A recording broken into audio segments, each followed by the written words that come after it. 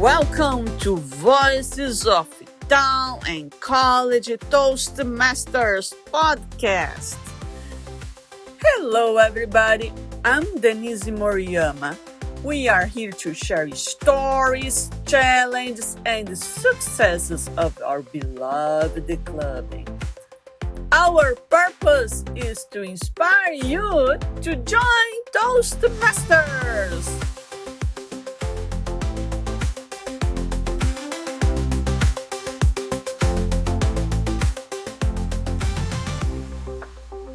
In this episode, Zorie is our guest. Connecting all the way from Bulgaria, Zorie is a zoologist and a true dog lover who brings a unique global energy to our meetings. She truly knows how to capture an audience's heart. Hi, Zorie. Thank you so much for joining today. Hello, Denise. Thank you for inviting me to join your podcast. Zorie, you took second place in the 2025 speech contest. What is your secret to keeping the audience interested?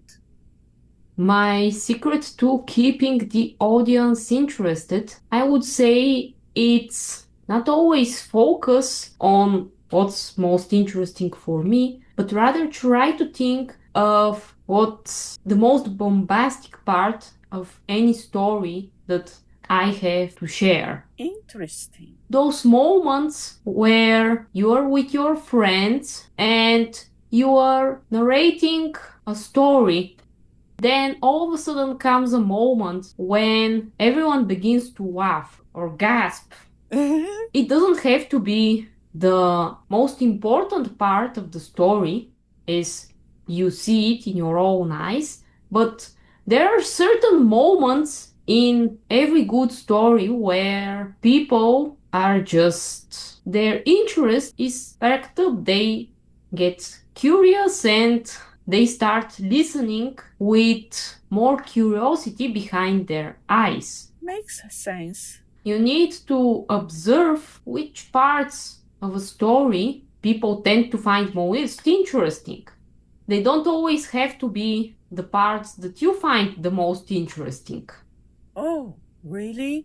Over time, as you build your experience as a storyteller, you will find you have an easier time to think of which parts of a story are most interesting.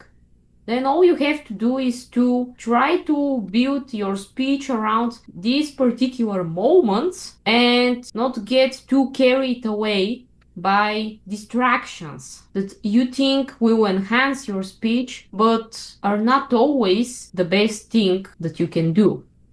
That is a brilliant insight, Zorie. Finding that bombastic part is truly the key to a great story. Speaking of great stories, how did you first hear about Toastmasters, and what was the main reason that made you decide to join the group? My Toastmaster story is really not that unconventional. Why? I was first invited to join by my uncle, who had discovered Toastmasters not too long ago, and he was very enthusiastic about the entire idea. So naturally, he wanted to make as many people around him join as well.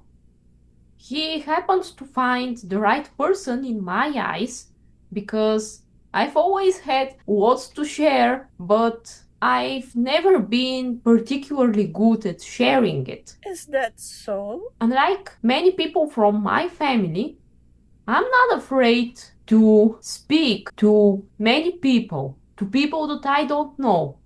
Although I consider myself to be on the introverted side, I've never had a problem with just bracing myself, taking the phone and calling whoever I needed to call, even if it was a person that I've never spoken to before. Oh, wow. I realized that Toastmasters may help me to overcome the barriers that I naturally have in my communication with others and help me to develop the skill that I naturally have to just not be afraid to speak to other people. Your uncle, Federico, is so charming and enthusiastic. A truly wonderful person. I'm very glad that he introduced you to the club because you bring so much substance to your speeches. That leads me to my next question. Zorie, you focus more on the message than the energy. What is your tip for making a speech meaningful to the audience? Ever since I was a little kid, my energy was, for the most part, very different from the energy of the people around me. I can imagine. It is a very rare occurrence that I find a person that operates at similar vibrations and has a similar aura from the one that I carry.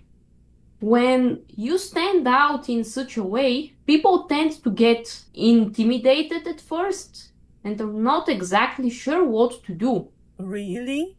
Most importantly, they are not exactly sure how to listen to you and how to interpret what they hear. For this reason, I couldn't make my energy stand out. It already stood out and it did in a way too prominent manner. Instead, I had to focus on making my message stand out more so that people focus on what's important from my speech and not on the fact that it is delivered in a somewhat quirky manner. When your energy is naturally so different from what you see around yourself, this may perhaps be a good thing. Of course. Because you start to focus on delivering your message in a way that speaks to those around you. Because you can't connect to them on the communication level, at least not naturally. The tip that I have to keep your audience interested and to be able to deliver your message successfully, it is really to practice, practice, and practice again. I agree. Not just at Toastmasters. I'm talking about real life conversations. Join all kinds of clubs, not just Toastmasters. Go to a party. Talk with your teammates if you are into sports. Observe how they react to all the stories that you have to share with them. That's powerful. Do you get the reactions that you want? Do you manage to get your message across? Real life experiences are the best way to get information on where you are in your speaking, storytelling journey. That is so profound. Turning your unique energy into a bridge through your message is beautiful. Practicing in real life is a golden tip. Speaking of real life experiences, can you tell us about a time you felt really proud of a speech or a conversation? I will never not be surprised by how well my second Toastmaster speech went. What happened? My icebreaker was, I would say, horrendous. No way! But then again, most people feel this way about their very first Toastmaster speech. That's true. During my icebreaker, I spoke for way too long. I didn't manage to say the things that I wanted to say. All kinds of beginner mistakes. But then The second speech, I just practiced a little bit more. I really thought hard about what I wanted to say. Finally, I chose a topic that I was confident I would be able to handle. I talked about my first dog, one of my most favorite creatures in the universe, if not my favorite. Oh. When I spoke about something that I really cared about, it really did help. Another experience. I am always surprised by how well it went was when I comforted a friend who was very upset after a family argument. Wow. Everyone were extremely upset. We were at a holiday, our friends group, and they started arguing in their room. He was so upset that he was almost crying. I think that I've only seen him crying when we were little kids. Somehow, I managed to pull a 1 hour long psychotherapy session with him. In the end, he managed to put his thoughts together and find an answer to the situation that he found himself in. This might be one of those moments where I felt very proud of what I did. Amazing. And let's not forget that one time when I had to lead a group of 10 dog owners with their dogs, I had never worked with more than 5 people simultaneously before. Somehow, I managed to hold everything together. People were very happy with the session and were asking for more from the head trainers. Incredible. Those were the real life experiences that made me feel that Toastmaster was really working in ways that I didn't expect even. Wow. Leading 10 dog owners and saving a friend's day.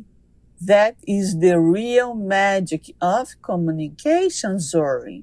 You are a true example of how Toastmasters changes our real life. Thank you so much for inspiring us today. Thanks again for having me, Denise. It was a pleasure to be able to contribute to your project. Thank you, Zorie. And to our listeners, I hope Zorie's message adds something special to your day.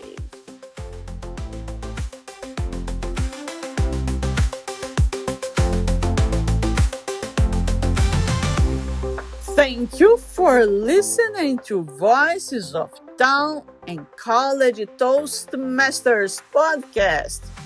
I'm your host, Denise Moriyama, and I'll see you at the next meeting. Keep speaking and keep growing. Bye-bye.